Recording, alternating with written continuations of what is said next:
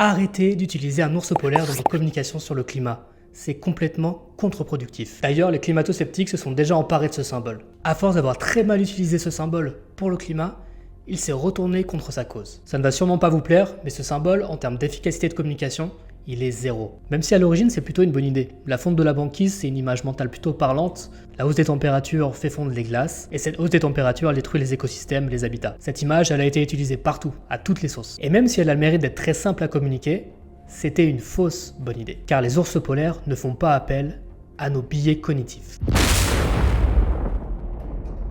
Le problème de la crise climatique, qui est déjà lointain pour beaucoup, c'est choisi comme étendard un animal qui pourrait difficilement être plus éloigné de notre quotidien. Vous n'avez très probablement jamais vu d'ours polaire et vous n'en verrez probablement jamais de votre vie à l'état sauvage. Alors que nous devrions rendre les risques de la crise climatique proches et immédiats pour nous pousser à l'action, la représentation de la crise climatique par un animal très lointain ne fait que renforcer cette notion de distance. Utiliser l'ours polaire contribue à associer la crise climatique à un événement lointain, non imminent, et donc finalement peu risqué à cet instant T. Mais les multiples inexactitudes de communication ont ouvert une brèche aux climato-sceptiques.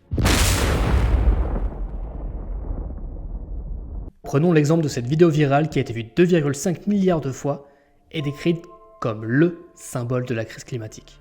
Le problème avec cette vidéo est qu'il est impossible de conclure que l'état de cet ours est dû au changement climatique. L'ours aurait pu être vieux ou malade. De plus, cette vidéo fut tournée durant l'été et montre un mâle. Or, il est commun pour les ours polaires mâles de ne pas se nourrir et de s'épuiser à la recherche de femelles pour s'accoupler durant l'été. C'est leur priorité de la saison. Maintenant, vous pourriez penser à juste titre qu'une vidéo virale, une image forte serait utile pour sensibiliser au problème de la crise climatique. Et en effet, de nombreuses personnes qui ne se seraient pas senties initialement investies dans la préservation de l'Arctique penseront peut-être maintenant à cet ours polaire, faiblard, la prochaine fois que quelqu'un dira que le changement climatique est un canular. Mais il y a un hic. Le changement climatique est un problème énorme et complexe qui affecte le monde de différentes manières. Et bien que nous ayons des tonnes de données qui suggèrent qu'un réchauffement de l'Arctique serait terrible, ce seul récit d'un ours affamé reste anecdotique. Et lorsque vous utilisez un événement isolé pour prouver un changement systémique, sans être capable de prouver la cause par A plus B de cet événement, vous donnez aux climato-sceptiques l'opportunité parfaite pour émettre du doute sur votre raisonnement et donc sur vos conclusions. Et pas de bol, c'est ce qu'ils ont fait. Sur un blog appelé Polar Bear Science, la zoologiste Susan Crockford, dont le blog est la principale source d'environ 80% des autres blogs négationnistes du climat, s'est emparée de la vidéo de l'ours polaire comme preuve que le changement climatique est intentionnellement exagéré. Elle nous dit qu'un ours affamé n'est pas une preuve scientifique que le réchauffement climatique d'origine humaine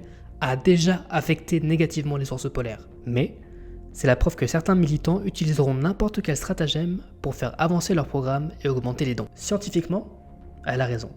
On ne peut pas partir d'un seul cas pour extrapoler et déclarer un fait scientifique. Elle a parfaitement exploité la faille du raisonnement. Et c'est ce doute sur la conclusion de cet événement qui permet aux climato-sceptiques de remettre en cause la gravité de la crise climatique tout entière. L'un des raisonnements préférés de Crockford est que les ours polaires seront capables de s'adapter au changement de leur écosystème, si la glace venait à disparaître.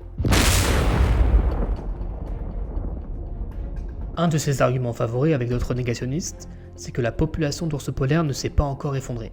Et c'est donc la preuve que les ours peuvent s'adapter et s'adapteront à un manque de glace. Et c'est vrai que la population tourne autour de 25 000 à 26 000 ours polaires dans le monde. Mais malgré tout, il arrivera un moment où le nombre de jours sans glace atteindra un point de basculement, et les populations commenceront à s'effondrer. Les ours polaires ne peuvent tout simplement pas survivre sans les phoques, la base de leur nourriture. Et la seule façon pour les ours de capturer des phoques avec régularité est à l'aide de la banquise. Le problème est qu'il est très difficile de prédire exactement quand tout cela se produira. Et sans date fixe, sans coup près, notre cerveau ne nous instille pas de danger immédiat. Et c'est de cette incertitude dont se nourrissent les climato-sceptiques.